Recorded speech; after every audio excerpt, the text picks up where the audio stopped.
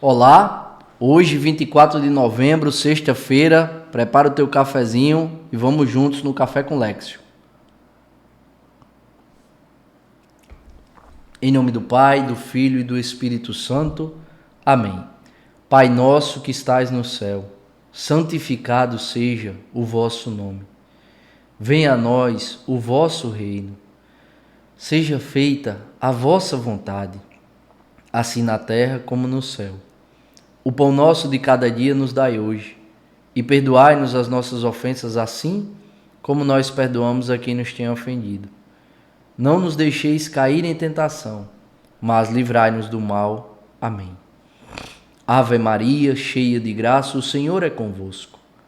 Bendita sois vós entre as mulheres, e bendito é o fruto do vosso ventre, Jesus.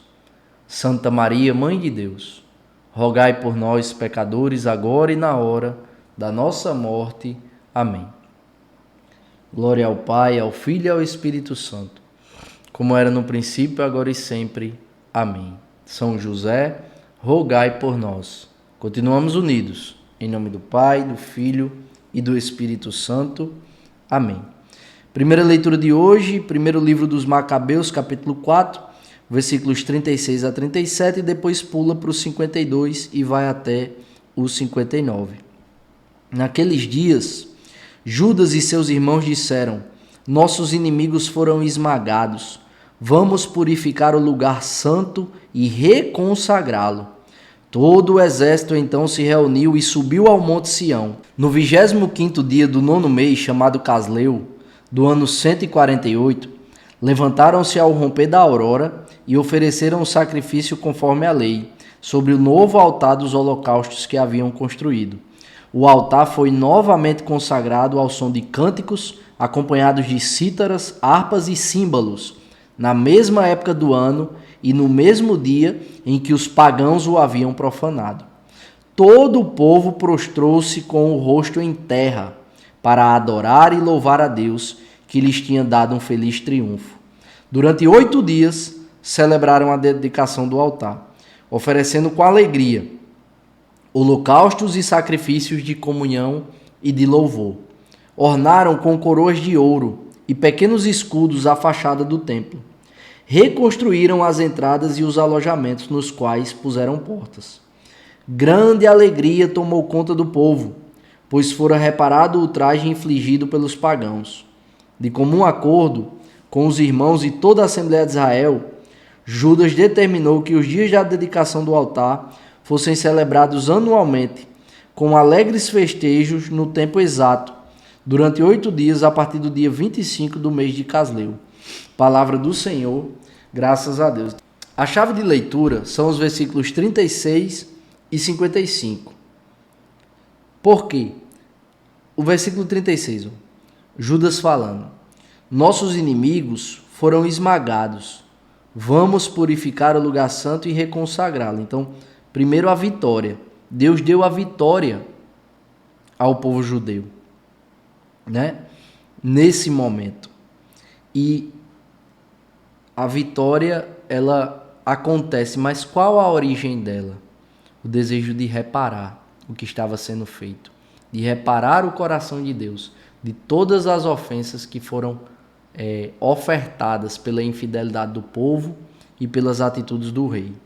E aí, olha, final do versículo 36, o desejo de reparar. Vamos purificar o lugar santo e reconsagrá-lo. Aquele lugar que foi profanado, aquele lugar que foi utilizado para sacrifícios aos deuses pagãos, aquele mesmo lugar reconquistado, foi purificado e reconsagrado ao Senhor. E esse deve ser o desejo sincero do nosso coração.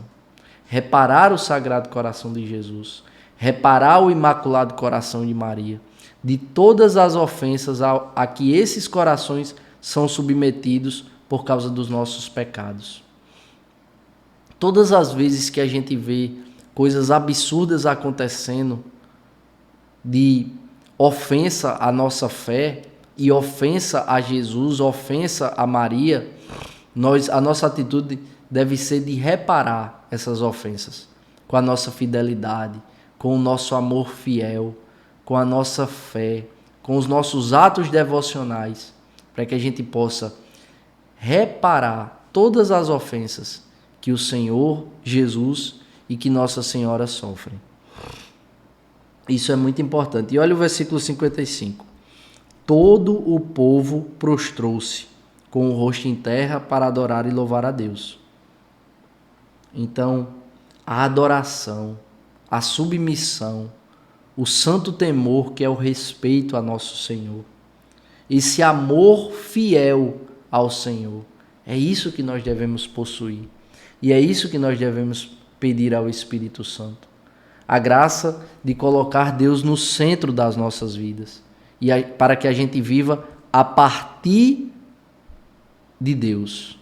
Para que Deus, sendo o centro da nossa vida, toda a nossa vida se molde para agradar a Deus.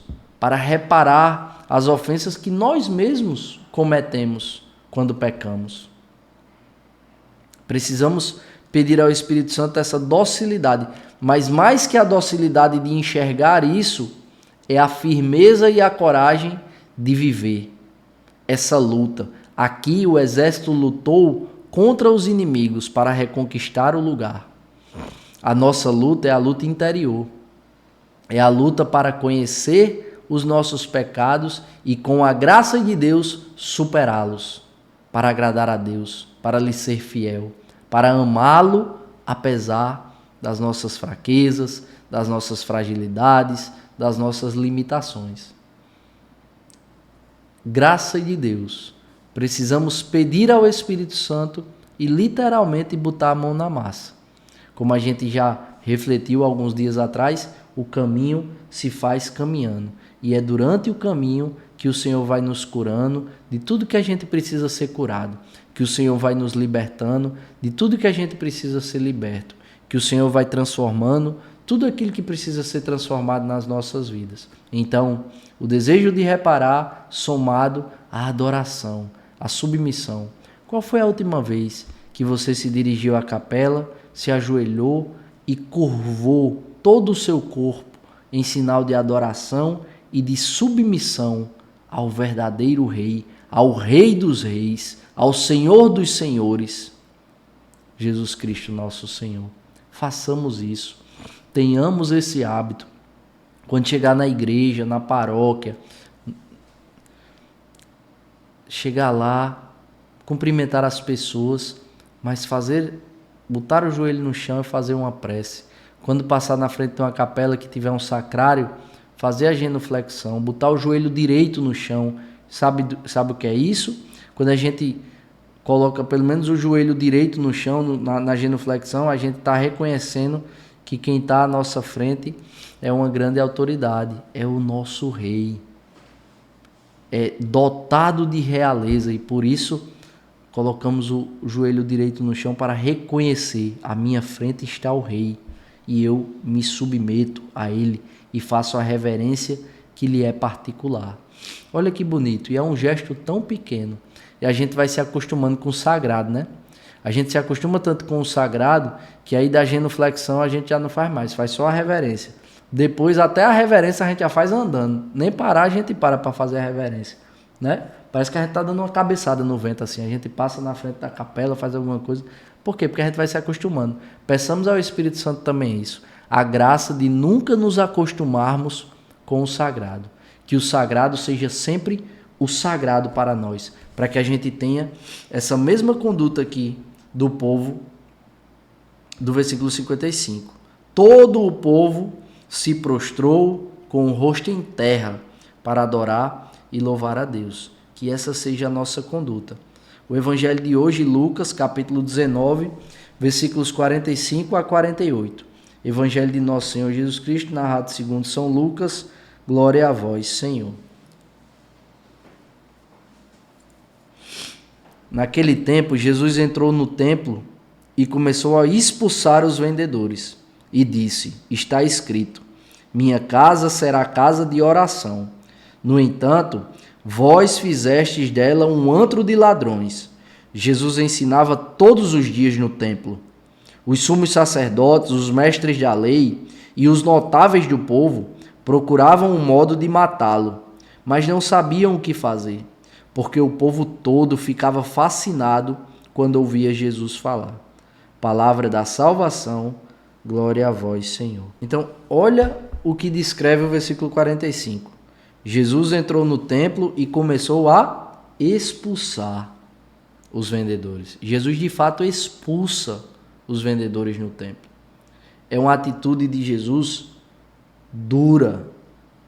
Jesus age de modo firme para demonstrar a gravidade da profanação, que é utilizar a fé do outro para enriquecer. Utilizar a fé do outro para benefício próprio. Para o enriquecimento ilícito. E aqui não podemos confundir com a doação para prover o templo, com a doação para a obra em si, com a doação para a caridade, com a nossa doação para que a obra de caridade seja realizada, com a nossa doação para que o templo, que no nosso caso é a paróquia, seja mantida, seja melhorada, para que aquela obra A, B ou C, ela consiga realizar o seu trabalho, seja um hospital, seja um lar de idosos, seja uma casa de acolhimento institucional de crianças e adolescentes. Mas é diferente de quem usa a fé das pessoas, a boa vontade das pessoas para enriquecer ilicitamente, para benefício próprio. Diferente também do apostolado que é feito hoje, de pessoas que estudam, que investem para poder oferecer produtos de evangelização. Isso é uma coisa. E aqui o que Jesus combate é pessoas que utilizam de má fé a fé do povo para benefício próprio, no sentido de transformar a casa de oração num outro propósito. Então, antes de tudo, a oração. O Senhor fala: minha casa será casa de oração. Então, antes de tudo, a oração. Nosso Senhor aqui, ele é muito assertivo, ele é muito firme para zelar com essa premissa. A casa de Deus é uma casa de oração. E é a partir da oração em que a gente consegue discernir o que é uma boa obra. É a partir da oração que a gente consegue discernir o que devemos fazer e o que não devemos fazer. O que é pertinente e o que não nos é pertinente. E o sintoma mais claro para o nosso coração é o coração estar em paz. Então, é muito forte isso. Primeiro, da gente perceber que Jesus agiu de modo muito duro, muito firme. Então, as pessoas que utilizam a boa fé das pessoas para roubar, isso é muito grave, isso é muito sério, e o Senhor aqui já mostra qual conduta será adotada para combater esse tipo de conduta, de comportamento. A nós, a oração. A nós, a conversão. Mas o justo juiz tudo vê, e dele nada é escondido. Versículo 48, para a gente concluir,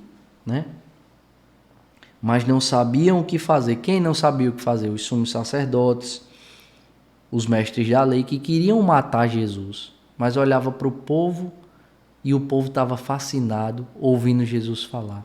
E aí eu pergunto a você, você tem ouvido Jesus falar com você? Porque por vezes a gente quer ouvir de um modo extraordinário. E Jesus está falando com a gente de um modo muito simples, por meio das Sagradas Escrituras, da homilia do Padre, por meio da nossa oração pessoal, e o Senhor vai falando ao nosso coração. E para a gente ouvir bem, a gente tem que silenciar.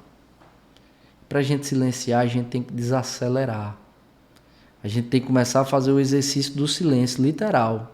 Falar menos, ouvir mais. E aí os barulhos exteriores eles vão se calando. E conforme os barulhos exteriores vão se calando, os barulhos interiores vão se calando. E a nossa escuta vai ficando aguçada. A nossa escuta vai ficando melhor. Quando a nossa escuta e a nossa docilidade vai ficando melhor, a gente começa a ouvir melhor o que o Senhor tem para nos falar. E é inevitável o fascínio, o amor, o conhecimento. Quanto mais a gente conhece a Jesus, mais a gente o ama. Quanto mais a gente o ama, mais a gente quer conhecê-lo.